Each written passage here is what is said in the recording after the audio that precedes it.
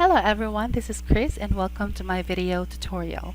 Today we're going to talk about Photoshop and we're going to do a basic photo editing. So let's begin. I'm going to open the Photoshop CS6, okay, because it can run most of the computer specification, okay. So this is the sample of the effect or the output that I just do a few minutes ago. So we're gonna do a text that has a picture inside of the text. How we do that? So I'm going to minimize that and we'll go ahead and create a new document. Now here in the new dialog box we can see that you can actually change the pixels or inches, centimeter, and so on and so forth, width and the heights. So it's really up to you. If you are okay with that, then you can, click OK. But in my case, I always love using the international paper, which is the A4 size, and it has a resolution of 300 pixel per inch. Okay, and also I'm going to name this fruits. And now, of course, the background content is white. I'm okay with that, and I'll go ahead and click OK. Now, it's default to portrait mode, so we're going to rotate it into landscape. So we'll go ahead and click image. Hover your mouse to image rotation and click 90-degree clockwise. Okay, and then after that, you now go ahead and select the text tool, okay, horizontal type tool. And then you just need to click here in the middle and you can now start typing the word. For example, fruits. Okay.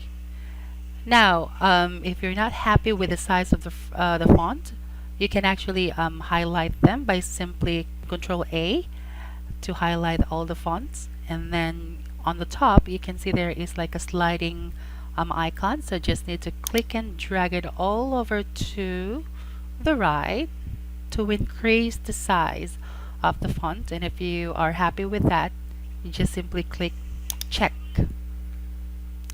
And if you wanted to move the font just right in the middle, you can simply hold down your control key and then you can just simply click your button, like the right arrow button on your keyboard, okay, just like that, and then down, arrow down on your keyboard.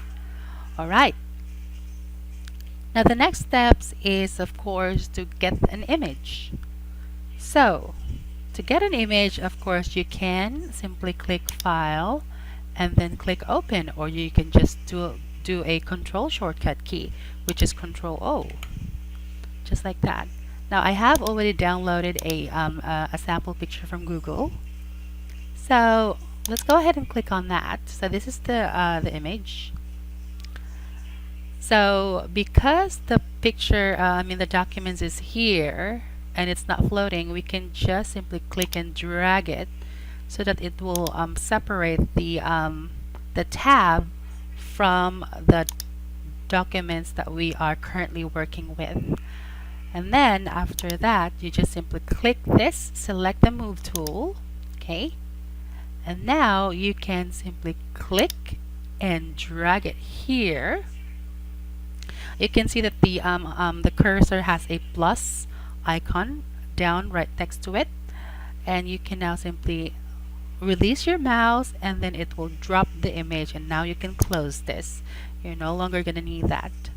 Okay, next steps is you can we're going to resize this image, okay, by simply click edit, transform, scale, okay, or simply Control T, okay, and then after that you can click here on the edge of the image and you can just simply drag it to resize it.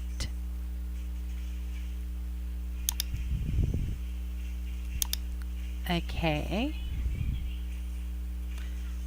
Alright, and you can do that.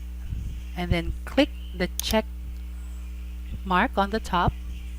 And now we are ready to insert the image into the font, which is the word fruits. To do that, simply hold down your Control plus Alt key and then the letter G, G for goat. Now, as you can see here on the layers panel or palette, you will see that the image is currently there is like an arrow pointing to the fruit. That means that the picture is currently inside the fruit. So if you're going to move the fruit, you will see that this is currently inside the font itself. Okay, and you can adjust it according to what you desire. Okay, in my case I'm happy with that. The next is we're going to add some style with the word or the fonts by simply double clicking this empty area here, and then the layer style will gonna pop up. Okay, next is we're gonna click this stroke. Clicking this stroke will allows the font to have this stroke outside the font. As you can see, as I slide the sliding button here, it also shows how thick, okay, the stroke in the font. So in my case, I'm happy with that. 27 pixel is okay. And now I can even change the color by clicking this color palette. And now I can choose or slide here to look for the best color. For example, this one.